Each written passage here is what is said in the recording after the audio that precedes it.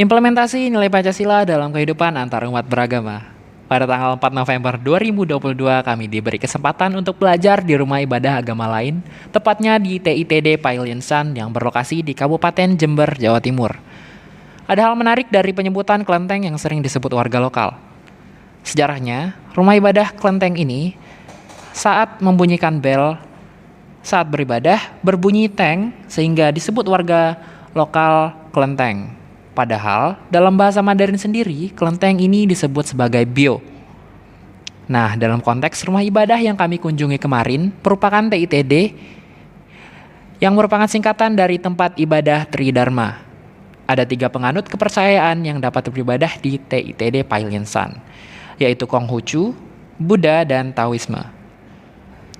Menariknya TITD Pailiensan berdekatan dengan masjid yang jaraknya kurang dari 50 meter, berseberangan malahan. Kalau berseberangan agama atau kepercayaan yang berbeda, tidak pernah ditemukan adanya kerusuhan yang terjadi antara umat beragama di sini. TITD Pailiensan berdiri pada tahun 1950-an. Sampai sekarang tidak pernah adanya kerusuhan yang terjadi. Semoga hal ini dapat diterapkan hingga tahun-tahun seterusnya. Amin. Ya Rabbal Alamin.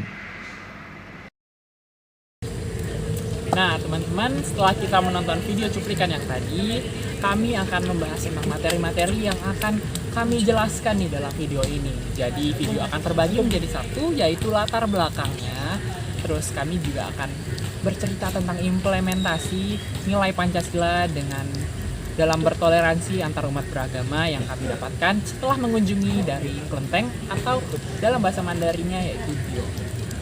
Nah, setelah itu kami juga akan membahas tentang apa aja yang kami dapatkan dari mengunjungi kelenteng tersebut atau rumah ibadah tersebut.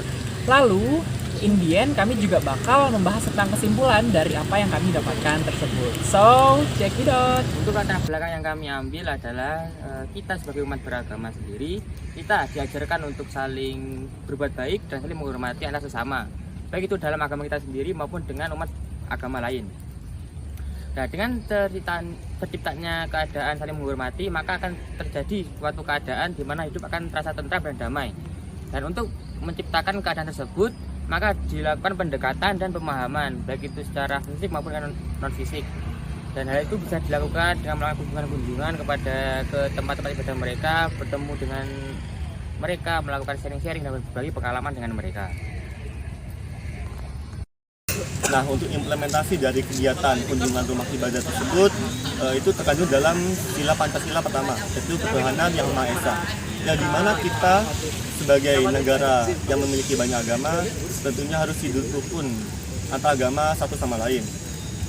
Di samping itu juga sila dari Pancasila kedua hingga kelima juga terkandung ke dalam kegiatan tersebut.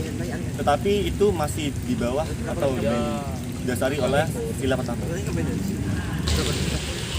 Baiklah, yang saya dapatkan dari kegiatan ini adalah kita itu dapat mengetahui kebiasaan beribadah agama lain dan juga isi-isi yang ada di rumah ibadah dari agama lain. Lalu yang kedua, kita tahu bahwa toleransi itu penting untuk kerukunan dan kenyamanan, karena letak kelenteng yang bersebelah dengan masjid tapi tetap tidak ada masalah atau konflik yang terjadi. Jadi itu diberikan toleransi yang tinggi.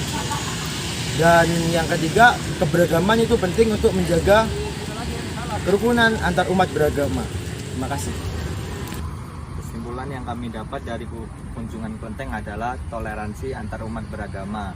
Tanpa adanya toleransi antar umat beragama, kita tidak bisa saling rukun.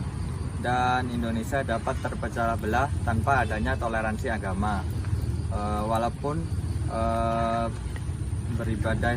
penerapan beribadah kita berbeda-beda, akan tetapi memiliki tujuan yang sama, yaitu menghindari pertikaian dan menciptakan keadaan yang damai.